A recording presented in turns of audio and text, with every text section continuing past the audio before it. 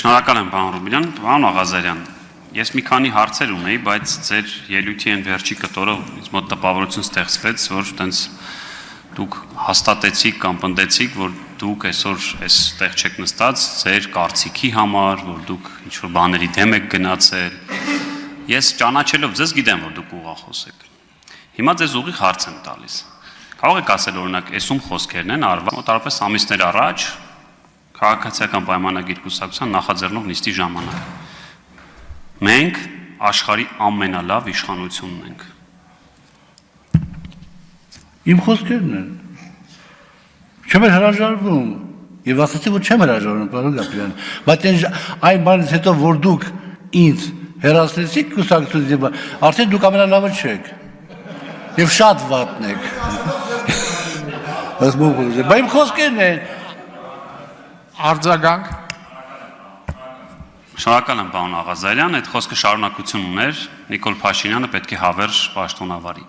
Հիմա տեսեք, այդ օրը չի եղել, Պարոն Աղազարյան, թողեք ավարտի հարցը։ Պարոն Աղազարյան, թողեք ավարտի հարցը։ Դա եղել է 2021 թվականի արտահերթ խորհրդանական ընտրություններից առաջ, այո, որպես միակ կամ եզակի իմ դիմացողներից, որ չէի ուզում, որ գնայինք արտահերթ ընտրությունների, արել եք այդպիսի արտահայտություն։ Ինչևէ, հիմա եթե մենք լավ իշխանությունն ենք, այդ մոտավորապես անցյալ տարվա հոկտեմբերի կողմերն էր։ Ձեր ընտրած դատախազն է, ձեր քվեարկած քրեական դատավարության օրենսգիրքն է, ձեր ընտրած դատավորներն են, այն որ լավ իշխանություն էինք ամենալավ, այդ ժամանակ եք քվեարկել եւ ընտրել։ Հիմա ինչ խնդիր ունեք, որ օրինակ այդ թվում դուք գնաք եւ կողմ քվեարկեք, որ այդ ձեր ամենալավ իշխանության ներկայացուցիչները գործը շարունակեն։ Շնորհակալություն։ Խնդիր ունեմ, որ ձեր նման լուսավոր երիտասարդները հանդուրժում են վարչապետի հետևյալ խոսքերը։ Դա Կարեն Անդրեասյանը չի իր կամքով հեռացել պաշտոնից, ես եմ իրեն հորդորել, ասենք ասել,